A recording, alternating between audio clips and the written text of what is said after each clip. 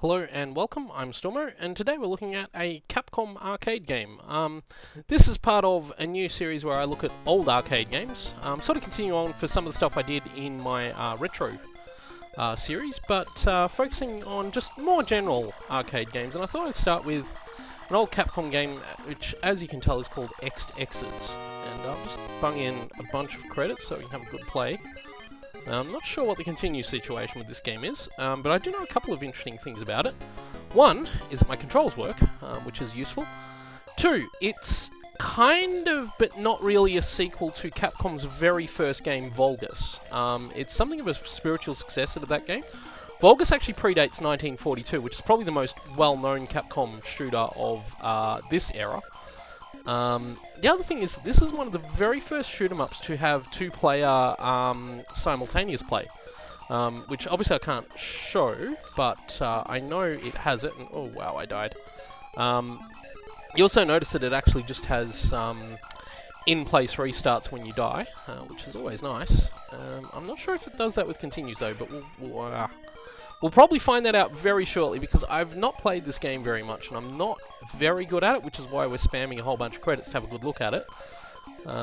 So I do know those two things about it. I also know that it came out in the US under the name Savage Bees, but it was released in Japan as Exed Exes. I also know that it runs on its sort of own hardware. This game is an early Capcom arcade game and predates Capcom's Play System hardware, which they brought out. I think the first CPS game was Forgotten Worlds or something? Might have been something like that. It was much later than this. Anyway, let's continue. So it does have in-place continues as well, so there we go. We have to remember that. Oh, okay, it's a high point area. I suppose that means I've got to get that POW for a start, which has turned everything into... okay. So we need to collect POWs to turn the skulls into fruits, which we then collect, but we can shoot the skulls too, apparently. They just take a lot of shots. Oh, this is hard. It's not that it's hard, it's that it's one of those old arcade games where there was a lot of... Oh, it ended. Oh, and I died again. There's a lot of very randomness. It's very much designed to suck credits out of you, or suck coins out of your pocket. Two things I have noticed playing this so far. One, the ship moves extremely slowly. Actually, by the standards of this time, it actually moves fast. Like, this feels a lot faster than, say, the ship from Xevious. We did just get a power-up, which is nice, but I don't know how useful it's going to be in the long run. I'm not sure what the power-up system in this game actually is, whether we lose them all when we die, or whether we keep them. I do know, though, that there's no hitbox. So that'll be fun for us. This is the boss. This looks a lot like a boss. There are a bunch of bosses. It's actually quite a long game. Capcom's early shoot-em-ups, 1942 is the same too. It's a very long game. There's like 32 stages in 1942. This game's not quite that long. I think it's only about 9 or 10 stages, but it's still, by the standards of a shooter, it's very long. But probably by, let's say, the late 80s, early 90s, most shooters had standardized on somewhere between about 5 and 8 stages. And so these very long shooters like 1942 and this, and I think Xevious is quite long as well, they'd all sort of gone out of fashion by that point. So I also know that we're not supposed to leave any of those radar domes alive, and I think that's what that is there. Let's hit the continue button. I'll shove some more credits in soon. So I didn't want to overload the machine with credits. There we go. We beat the first boss. I do know that you actually have to kill the bosses in a certain way, in order to get those boss bonuses. Otherwise, they just bugger off on you. You can also tell this is an old Capcom shooter by the fact that it calls stages rounds, which is something I think 1942 does as well. This game came out a year after 1942, the next year. I think it's 1985 this game came out. So 1942 was, I think, 83. Vulgus in 1942 would have been 83 or 84. And then this game came out maybe a year, 2 years after that. But yeah, it's still a very early Capcom game. This is way before Final Fight, Street Fighter, and before pretty much everything they're known for.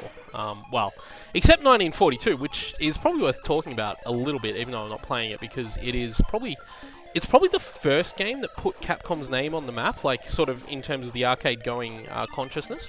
Just punched in a bunch more credits there, and oh, these skulls are going to be annoying to deal with, but we'll just sort of go around them. And you sort of tell the B theme is fairly obvious with the hexagonal patterns and all that kind of stuff going on in the background there. I have a feeling that the visuals might be very slightly stretched. Oh, that's a banana. I wonder what you get if you collect a banana. I think we lost our power up, by the way. I think dying probably caused that. One thing this game doesn't have, and you can tell this is an old shooter because of the enemies coming up from behind you. Like, in a bullet hell shooter or a more modern game, you can generally sit in the bottom third of the screen, not have to worry about these enemies that appear at the bottom of the screen like this. Let's get that power up. We got that power up. Let's blow that guy up and do this. Also, these stages are all fairly long too, aren't they? And not, I don't want to say not altogether that interesting. I mean, the visuals haven't changed all that much so far. Like I said, I'm just going to credit feed as far into the game as I feel comfortable credit feeding into. Whether or not we beat it, I don't know. I'm not going to play to try and beat the game. I know this game is, aside from my high score, it's not really affecting my ability to do too much. This game doesn't have much in the way of a scoring system. Like a lot of older shooters, it's more just about survival, and the points are just a bonus. The high score table, in general, is really just an indication of how far you got in the game. We'll get that power though, because that will give us some sweet, sweet bonuses. And we'll get that power because that will give us a power-up. So there's two kinds of powers. One turns enemies into those bonus items, and one turns everything else. One other thing I'm noticing with this game is that the enemy patterns aren't all that tight. It's interesting though, because in amongst all the research I did for this game, it was mentioned that it's one of the first video games to use parallax scrolling. I don't know if it's the first, but it's certainly an early example of a video game with parallax scrolling, which you can see in some parts of the game, not here. It actually does have quite advanced graphics for its time. Even by this stage, most arcade games would have just used black backgrounds, maybe a star field here and there. So having this very detailed color background, like, I mean, Xevious came out maybe the same year or slightly earlier, and Xevious, which is a Namco game, by the way, is probably the close... oh, we're going to lose that boss unless I blow that up. No, we got it. Cool. Xevious is probably... in a lot of ways, Xevious is the first true vertical shooter. And while vertical shooters can... The heritage of the genre can be traced all the way back to, well, Space Invaders, pretty much. Space Invaders and the later game Galaga are not generally considered vertical shooters because of the fact they don't actually scroll. While there is shooting and the screen uses a vertical playfield, they don't actually scroll. Those beehives. Am I being attacked by giant beehives that I'm going to have to sort of avoid? And dragonflies, yeah, cool. And, oh man, this is absolutely killing my thumb to play. Because there's no auto fire, so you actually have to hit the button. I mean, I could probably assign an auto fire in main for this, but I don't know. That's murder on my thumbs. Let's get that power. And we got another power up.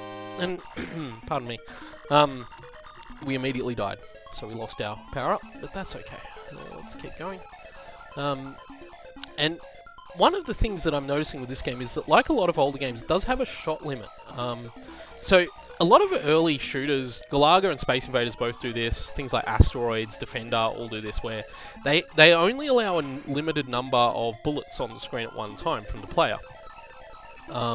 And I'm noticing with this game, the more rapidly I shoot, the shorter range my shots are as the game wipes off the oldest bullet on the screen in order to make up a newer bullet. This is a high point area. So that'll be fun for us. Let's just try and work our way through that. We got it. That was an inverted power-up that gave me 10,000 points. Nice. Oh, we are not doing well, though. We are really properly struggling with this. But yeah, it's an arcade game, and I can just credit feed my way through it because I have an infinite number of coins in my pocket. And I just turned everything into cherries. So let's... Or grapes. Sorry, not cherries, grapes. Let's just get all those. I love those old point power-ups, that old sort of style that they used to use. Very similar, actually. This one is very similar to the one that Bubble Bobble uses as well, which is another Namco game. So yeah. But yeah, so this would have come out not long after Xevious, and visually it's a vast improvement over Xevious. As I said, the hardware is not especially new as far as I know. Oops, that I should have waited to get those guys on the screen. The hardware is basically an updated version of the same hardware that I presume 1942 and Vulgus both used, but it's certainly not Capcom CPS hardware, because that's years later. We've got another boss here. So try and get these skulls, and I'm not sure which the radars are. I think the radars are those round things like that there that I'm just hitting there. So try and load if I can. Wow, this boss is a lot more aggressive than the previous bosses have been, but also not actually that much harder. I'm not even convinced I've died on a boss battle yet. So we've got that, but I need to blow that up, I think. Because if I don't, the boss will go away. Okay, we beat that boss. Easy. And it said something in Japanese. Pardon me. It said something in Japanese that time, which is interesting and unusual. So, but yeah. So, where are we at? We did alright. One thing you do notice with this game, and it's something you sort of have to get used to, especially if you play a lot of bullet hell shooters like I do, is that shooters that aren't bullet hell generally don't use hitboxes. So, my ship's sprite is generally going to be where the bullets hit. Although that bullet passed right over my ship, and maybe this game does have a hitbox. Interesting. A lot of older shooters don't, which means that your ship is where you get hit, no matter what, no matter which part of it. If you get hit on your ship, you will die. And there are some games where that's a real disadvantage. There's an old arcade shooter, I think it may be by Namco, called Dragon Spirit, where your ship is actually a dragon. Which is cool and all, but it is a massive sprite, and the hitbox covers the entire sprite, including the wings that the dragon has, which makes maneuvering in the game difficult, to say the least. There's a couple of things I do want to point out with this game. One is the music is kind of terrible. It's just this same piece of music repeated over and over, so I've got it turned down pretty low, and I'll make it fairly low in the video too, but yeah, it's very, very bad. Go past those things there. Try to get through here. Whoop. Oh, we're gonna die. And oh, those collectibles. What the hell were they?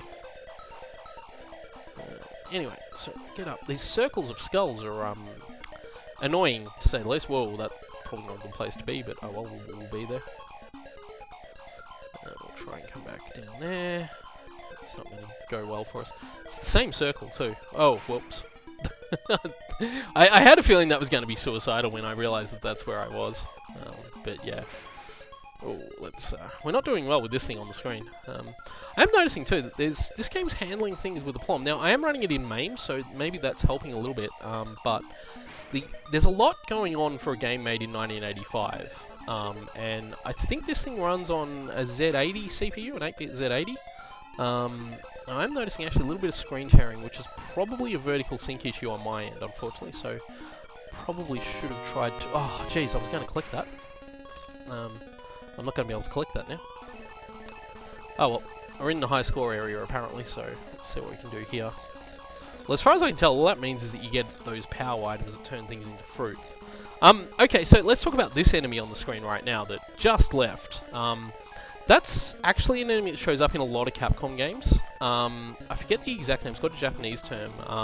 And Capcom use it, I don't want to say use it as a mascot, but they use it, I guess, as a sort of, you know, in-joke or recurring thing that they put in. Kind of like how Compile has that little blue guy that shows up in a lot of the old Compile games, and who else does it? Well, the Shin Megami Sensei series, Shin Megami Tensei series, I should say, has the Jack Frost and things like that. It's one of those kind of things, and that little enemy that I've just forgotten the name of appears in a lot of Capcom games. Even to this day, that symbol does still show up in Capcom games. So yeah, it's worth noting. And yeah, I did mention the Japanese showing up on the screen before because we're playing Exed Exes, not Savage Bees, which is the US version of this. Mostly because this is actually sort of the version that most people actually know more so than Savage Bees, because my understanding, based on what I was looking at when I was just doing some little bit of research, that's that symbol I was talking about again too. Oh, another boss already, wow, okay, we're already up to the next boss, we're already out of credits too. I can't continue. Oh, I think we've legitimately run out of continues. Also, I accidentally hit the master volume button. Ah, okay. But we got a high score. Let's put our name in. Going to assume that... I need to rub. Going to assume that we only have 3 characters. Do I only have 3 characters? No, I have... Wow, that's... Oh. But of course, it ends when you max it out. You get... Wow, is that 8 characters? Yeah, it is too. Wow, okay. That's a lot, because most arcade games at this point wouldn't have had that many. So yeah, Exed Exes is certainly an interesting little game. I'm not going to keep playing it. As I said, it's an early Capcom title. And I honestly, you know what? I don't think it's that great. I think... I can understand why it would have stood out at the time. Like I said, it's one of the first games to have 2 players simultaneous play, which you can see in this demo movie that it's playing at the moment. And it's one of the first games to really use parallax scrolling, which you can see happening there, which looks pretty impressive actually. I'd probably rank it better than a lot of other shooters of the time, but also very much a game that has been surpassed in the years since. This is an old game, and it feels it when you play it. There isn't a lot going on, not a lot of enemy variety. The bosses all look basically the same. And the bosses are actually called X's too. Apparently, like every boss is something or other, but the game actually considers the game's term for a boss is an X, or X's, I think is the full term for the boss. So yeah, but I just thought I'd have a quick look. This is going to be the first in a series where we're going to just look at old arcade games. And, well, maybe not always that old. Like, I'm not going to go right back into the mid-80s all the time, but I wanted to have a quick look at this one just because it's a game that's always interested me, and looking at early Capcom games, especially given Capcom right now are in the middle of one of their biggest game releases, Street Fighter V, of course, and to think that the company that produced this went on to be the company that produced that is kind of impressive, I think. And 80s Capcom's really interesting too. They produced a lot of really creative stuff, and it's a lot of stuff that went on to be really influential even to this day.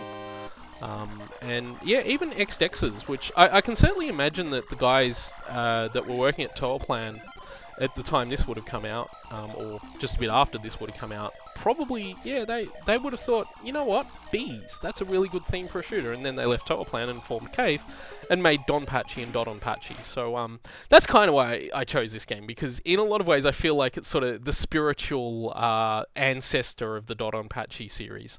But I don't know how true that is. But anyway, yeah, it's a fun little game, and if you like old arcade games, then I fully intend to cover more of them. So thank you all for watching, and I will see you all next time.